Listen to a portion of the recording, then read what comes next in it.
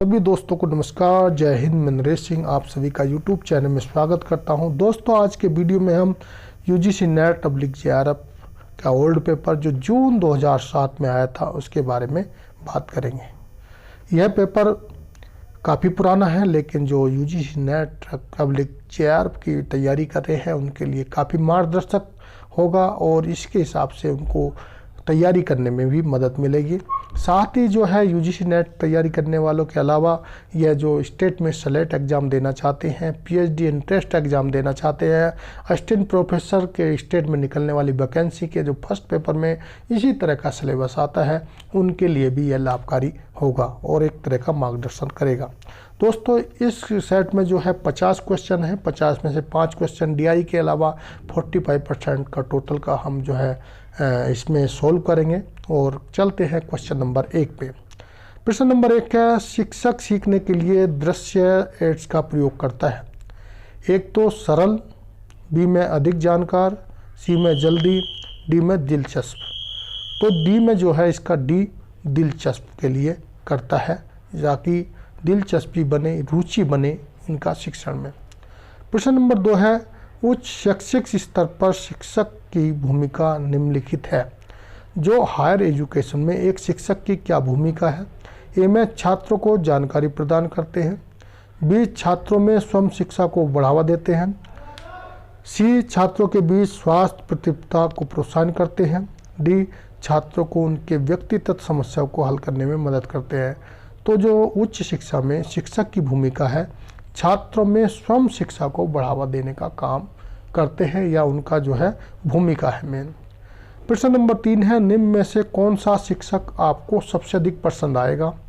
ए समय का जो पाबंद है शिक्षक वह, B अनुसंधान अभिवृत्ति वाले शिक्षक, प्रेम और उच्च आदर्शवादी शिक्षक जो अक्सर अपने छात्रों को खुश रखते हों। तो सबसे जो पसंद आने वाले शिक्षक होते हैं जो अनुसंधान अभिवृत्ति रखते हैं वे पसंद किए जाते हैं। प्रश्न नंबर 4 है, छात्र शिक्षकों के लिए सूक्ष्म शिक्षण सबसे प्रभावी है। जो छात्र शिक्षक यानी कि जो नए शिक्षक बनने जा रहे हैं उनके लिए जो माइक्रो टीचिंग होता है वह सबसे प्रभावशाली किसमें है। अभ्यास शिक्षण के दौरान, दूसरा अभ्यास अध्ययन के बाद, C है इसमें अभ्यास शिक्षण से पहले, D है उपरोक्त में से कोई नहीं। तो अभ्यास शिक्षण के दौरान जो है माइक्रो टीचिंग महत्वपूर्ण होती है। प्रश्न नंबर 5 है, शिक्षण में सबसे कम महत्वपूर्ण कारक कौन सा है। यानी कि जो शिक्षण या टीचिंग कराई जाती है उसमें सबसे कम महत्वपूर्ण कारक इसमें से कौन सा है। ए छात्रों को दंडित करना, B वर्ग में अनुशासन बनाए रखना, C प्रभावशाली तरीके से व्याख्यान देना, D ब्लैक बोर्ड पर रेखाचित्र और आखिर खींचना। तो जो इसमें शिक्षण में सबसे कम महत्वपूर्ण है वह है छात्रों को दंडित करना। ए ऑप्शन इसका सही है। प्रश्न नंबर 6 है, असक्त परिकल्पना का परीक्षण करने के लिए एक शोधकर्ता प्रयोग करता है।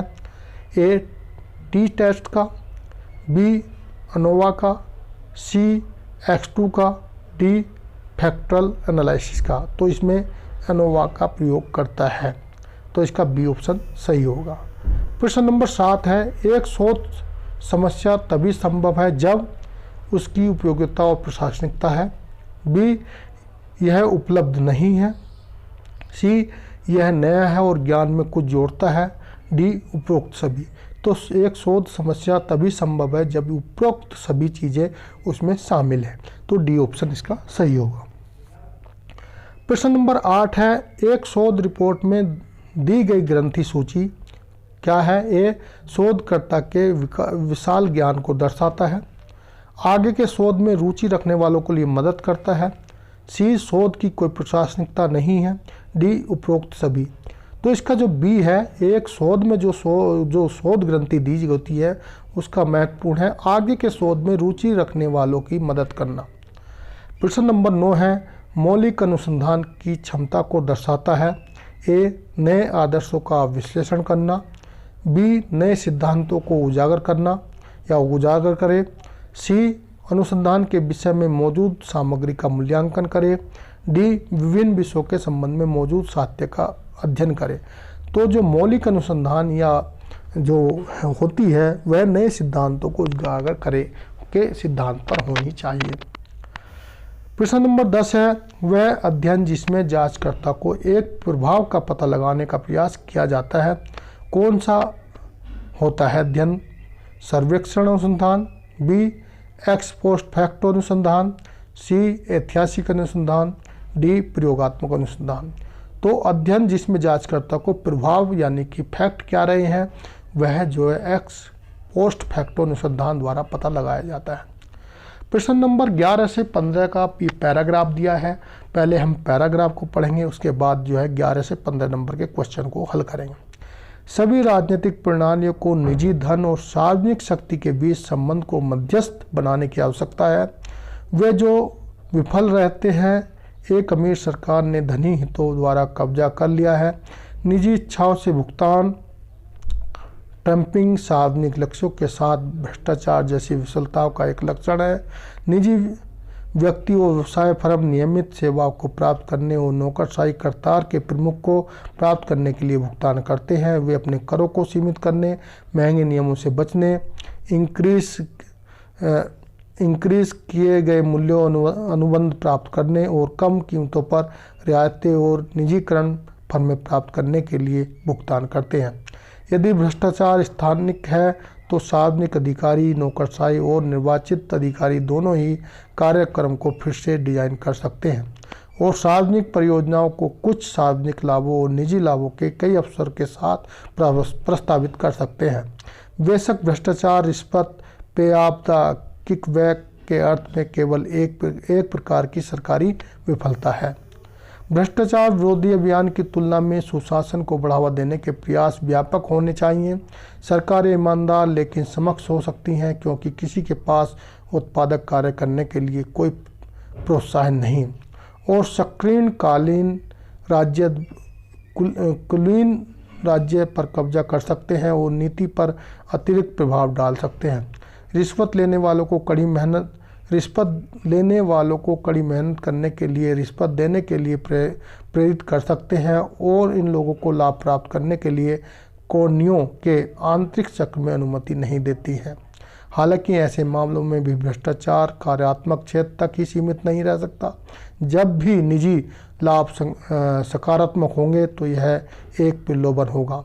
यह एक कठोर वास्तविकता के लिए एक उचित प्रक्रिया हो सकती है, लेकिन समय के साथ यह एक सर्पलिंग को और भी बदतर स्थिति में सुविधाजनक बना सकती है। तो इसमें देखते हैं क्वेश्चन नंबर 11 से लेकर 15 तक क्या क्या क्वेश्चन है। जो सरकारी निजी धन और सार्वजनिक शक्ति के बीच संबंधों पर ध्यान केंद्रित करने में विफल रही है, उनके बनने की संभावना है। ए कार्यात्मक, बी अकार्यात्मक, सी सामान्य कामकाज, डी सुशासक। तो इसमें जो है अकार्यात्मक, जो सरकारी निजी धन और सार्वजनिक शक्ति के बीच संबंध पर ध्यान केंद्रित में विफल रही हैं, तो वह अकार्यात्मक हो सकती हैं। प्रश्न नंबर 12 है, खराब प्रशासन का एक महत्वपूर्ण लक्षण क्या है?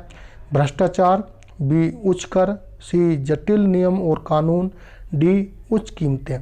तो इसका जो है भ्रष्टाचार यानी खराब प्रशासन का एक महत्वपूर्ण लक्ष्य क्या है? भ्रष्टाचार को बढ़ावा। प्रश्न नंबर 13 है, जब भ्रष्टाचार व्याप्त है तो सार्वजनिक अधिकारी हमेशा कई अवसरों का लक्ष्य रखते हैं। सार्वजनिक लाभ का, असार्वजनिक लाभ का, निजी लाभ का, डी कारपेटिव लाभ का। तो वह जब भ्रष्टाचारी व्याप्त होता है तो सार्वजनिक अधिकारी हमेशा निजी लाभ को ही देखते हैं, ना कि सार्वजनिक लाभ को। प्रश्न नंबर 14 है, सार्वजनिक अवलिक निजी अधिकारियों के लिए उत्पादकता से जुड़े प्रोत्साहन निम्न में से एक है। कुशल सरकार, बी खराब प्रशासन, खराब शासन, सी असमक सरकार, डी भ्रष्टाचार। तो सार्वजनिक निजी अधिकारियों के उत्पादकता से जुड़े प्रोत्साहन के लिए कुशल शासक यानी कुशल सरकार का होना बहुत जरूरी है। प्रश्न नंबर 15 है, सप्लिंग भ्रष्टाचार को केवल बढ़ावा देने ही समाहित किया जा सकता है। निजी लाभ का, बी भ्रष्टाचार विरोधी अभियान का, सी सुशासन का, डी पे ऑफ किकबैक का। तो इसमें निजी लाभ का कर सकता है सप्लिंग। ये 15 तक क्वेश्चन जो है पैराग्राफ से थे। पैराग्राफ के क्वेश्चन रिपीट नहीं होते हैं, लेकिन आपको एक आइडिया मिल जाएगा कितने क्वेश्चन पैराग्राफ में से आते हैं, कितने उससे रिलेटिव आते हैं, कितने आउटसाइड ऑफ आ जाते हैं आपके नॉलेज को जानकार हासिल करने के लिए। प्रश्न नंबर 16 पे चलते हैं। भारतीय प्रेस परिषद किस पर स्थित है या कहाँ पर स्थित है? यह होना चाहिए था ए चेन्नई में, बी बम्बई में, सी कोलकाता में, डी दिल्ली में। तो भारतीय प्रेस परिषद दिल्ली में स्थित है। प्रश्न नंबर 17 है। एडजस्टिंग द्वारा प्रकाशन के लिए जो फोटो को समायोजित करना तकनीकी रूप से जाना जाता है, यानी जिस फोटो को हम एडजस्ट करते हैं वह कौन सी तकनीकी कहलाती है? फोटो कटिंग कहलाती है, बी फोटो ब्लेंडिंग कहलाती है, सी फोटो क्रॉपिंग कहलाती है, डी फोटो एडजस्टिंग। तो वह फोटो क्रॉपिंग कहलाती है। प्रश्न नंबर 18 है। किसी संदेश का फीडबैक इससे आता है? ए उपग्रह से आता है, बी मीडिया से आता है, सी श्रोतागण से आता है, डी कम्युनिकेशन से आता है। तो यह जो है उपग्रह किसी संदेश का फीडबैक कैसे आता है? तो इसमें श्रोतागण होना चाहिए था, इसको चेक कर लेना एक बार। उपग्रह हो गया यहाँ पर ए ऑप्शन। प्रश्न नंबर 19 है। संचार रणनीति डिजाइन करने से पहले अग्रिम में जानकारी का संग्रह के रूप में जाना जाता है?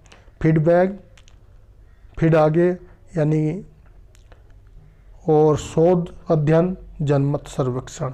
तो यह जनमत सर्वेक्षण जाना जाता है। प्रश्न नंबर 20 है। टीवी स्क्रीन का पहलू अनुपात क्या है? या जो टीवी स्क्रीन होती है जो बनाई जाती है उसका एक अनुपात है, वो क्या है? 4:3, बी 4:2, सी 4:5, डी 2:3। तो 4:3 में बनाई जाती है टीवी की स्क्रीन।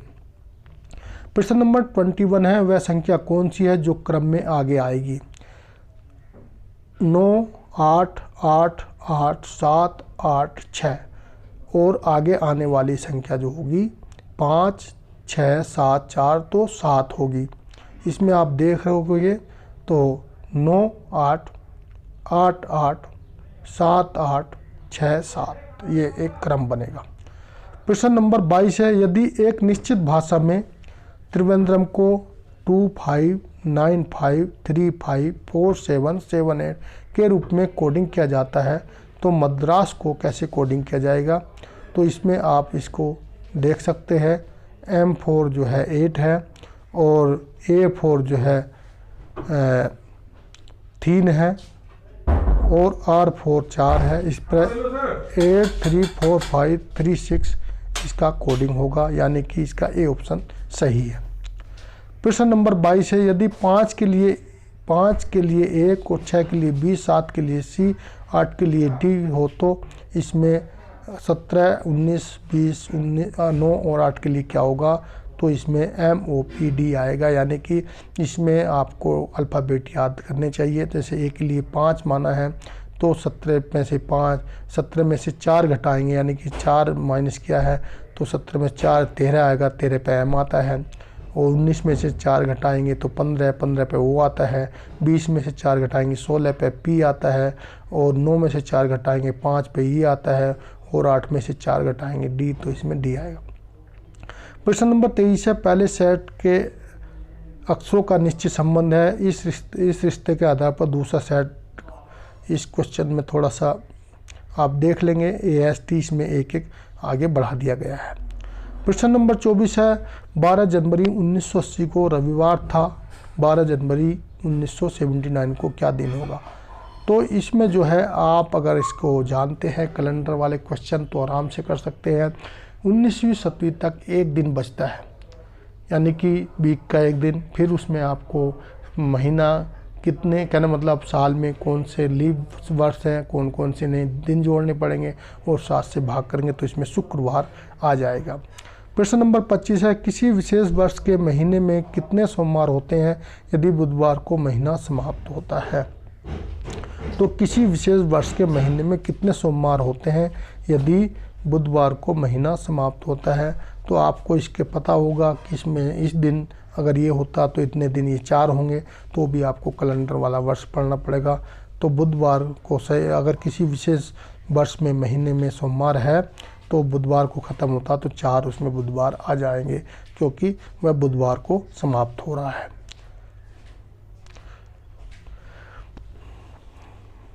अगर 30 का महीना है, अगर उसमें बुधवार से 2 दिन पहले तक वह 4 दिन होंगे और 31 का महीना है 3 दिन पहले तक उसमें 4 दिन के आएंगे।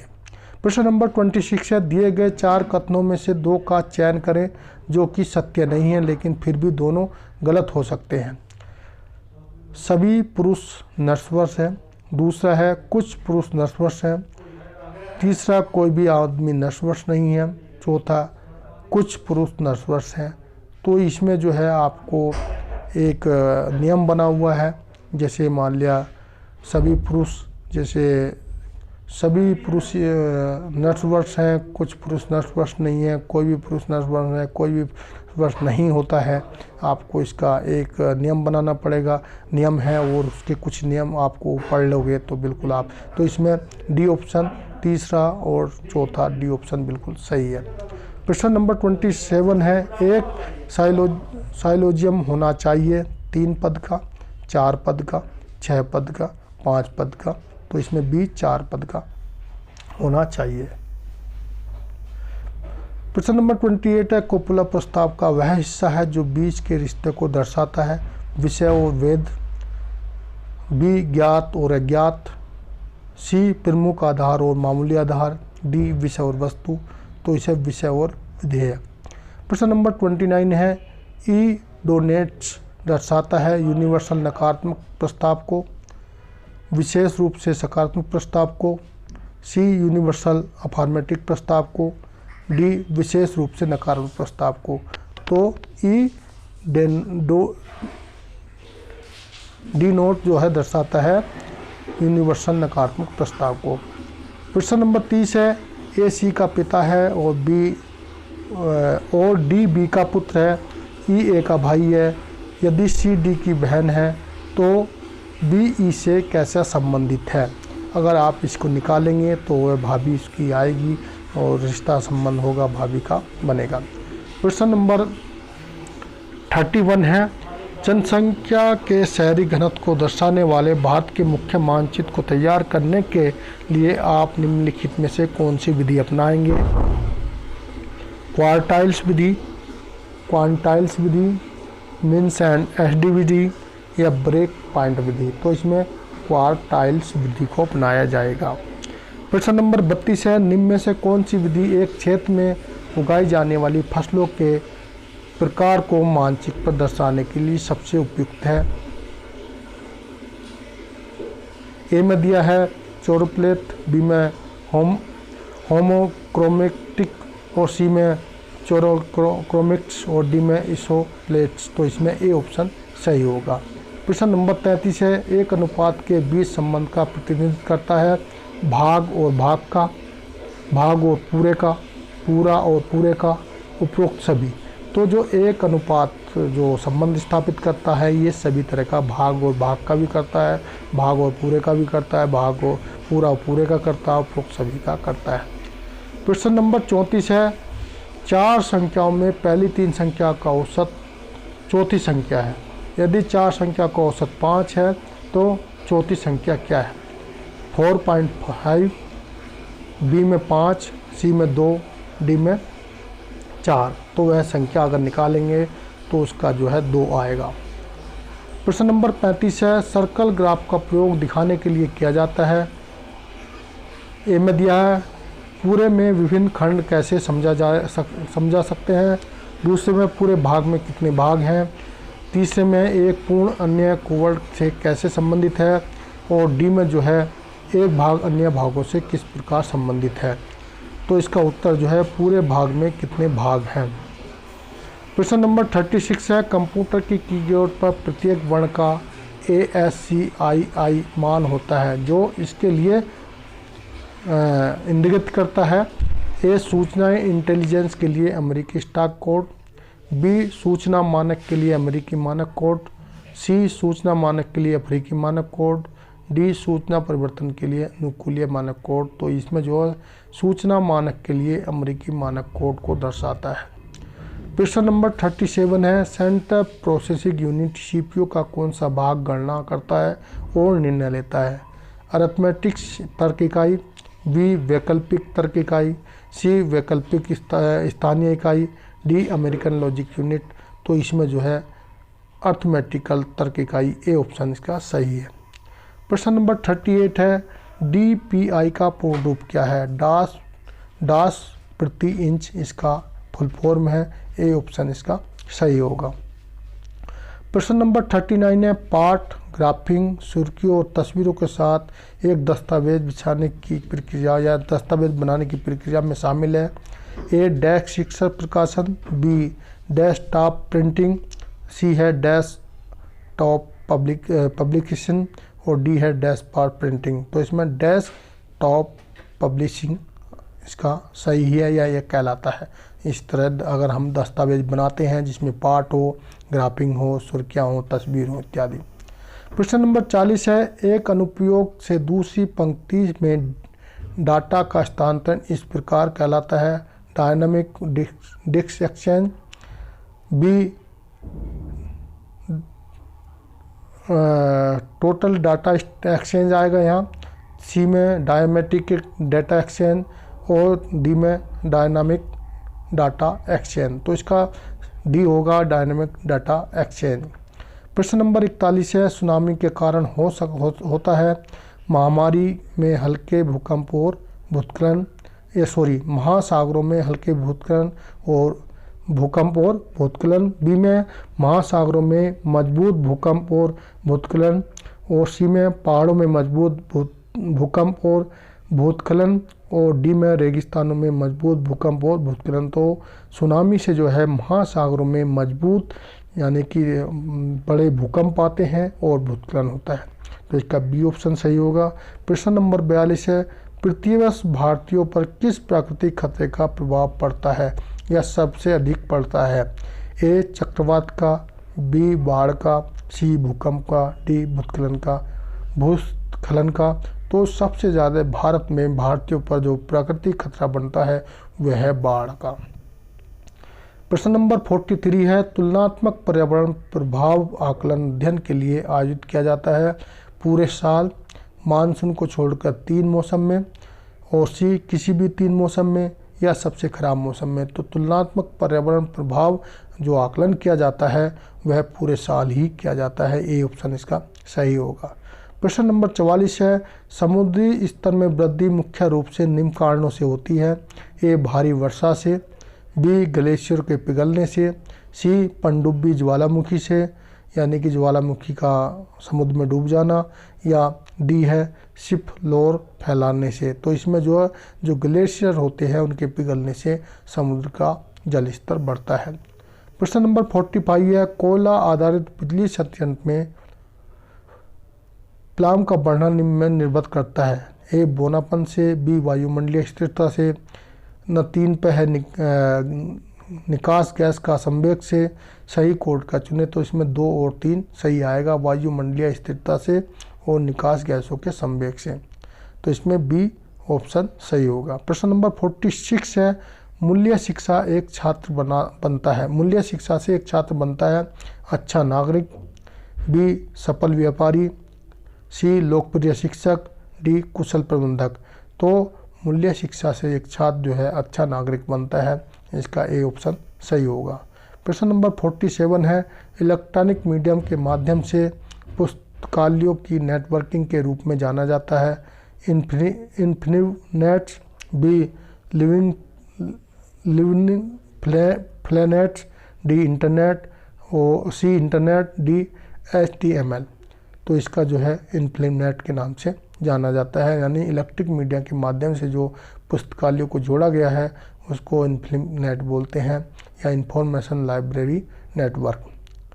प्रश्न नंबर 48 है विश्वविद्यालय जो अपने स्वयं के चैनल के माध्यम से इंटरेक्टिव शैक्षणिक कार्यक्रम का प्रसारण करता है तो कौन सा है? Doctor Bhimrao Ambedkar open university Hyderabad, या इग्नो, या पूरा पुणे विश्वविद्यालय, या अन्नामलाई विश्वविद्यालय। तो इग्नो एक ऐसा कॉलेज है, international Indira Gandhi open university है जो अपने कहने मतलब छात्रों को जो है चैनल के माध्यम से शिक्षण प्राप्त करता है। प्रश्न 49 है सरकार ने वर्ष में संसद के एक अधिनियम द्वारा विश्वविद्यालय अनुदान आयोग की स्थापना की, यानी ये कौन सा अधिनियम था जिससे यूजीसी की स्थापना हुई? अधिनियम 1980, अधिनियम 1948, अधिनियम 1950, 1956, तो 1956 था। प्रश्न 50 है, शिक्षा प्रदान करने के लिए केंद्रीय परिसर वाले विश्वविद्यालय को क्या कहा जाता है? केंद्रीय विश्वविद्यालय, ड्रीम विश्वविद्यालय, सी आवासीय विश्वविद्यालय, डी मुक्त विश्वविद्यालय। तो शिक्षा प्रदान करने के लिए जो केंद्रीय परिसर वाले विश्वविद्यालय होते हैं उनको केंद्रीय विश्वविद्यालय कहा जाता है। तो दोस्तों आज के वीडियो में 50 क्वेश्चन थे और यह यूजीसी नेट 2000 जून 2007 का पेपर था। इसमें 50 के 50 क्वेश्चन हमने सॉल्व किए और क्वेश्चन कुछ एक दो कुछ टाइप करने में प्रॉब्लम आ गई है, या इसको जब हम कंप्यूटर में बना के मोबाइल में इसको ट्रांसफ़र करते हैं तो कुछ स्पेलिंग का मिस्टेक हो जाता है। इसके लिए आप समझ सकते हैं, और इसलिए एक दो जगह आपको लगा होगा कुछ शब्दों का चेंज हो गया है। तो दोस्तों वीडियो अच्छा लगा तो वीडियो को लाइक कर दें और दोस्तों को भी शेयर करें। साथ में अभी चैनल सब्सक्राइब नहीं किया तो प्लीज़ चैनल को सब्सक्राइब कर लें और साथ में लगी बेल आइकन को भी दबा लें, जिससे आपको आने वाली इस तरह की वीडियो मिल जाए। साथ ही दोस्तों आप जो है मेरे वेबसाइट पे विजिट कर सकते हैं ldcnetexam.com पे। इस पे आपको नेट एग्ज़ाम रिलेटिव काफ़ी मटेरियल मिल जाएगा और ये इस तरह के सेट भी वहाँ पर पढ़ने को मिल सकते हैं। और मैंने इनका एक ई बुक भी बनाया है जो 2006 से लेकर 2019 तक के जितने भी पेपर हैं वो आपको ई बुक में मिल जाएंगे। बहुत कम पैसे दे के आप उसको ले सकते हैं। इंस्टामोजो पे भी उपलब्ध है, साथ ही अमेजन पे भी उपलब्ध है। और ये मेरा व्हाट्सएप नंबर 8825072295। वीडियो देखने के लिए थैंक यू, धन्यवाद।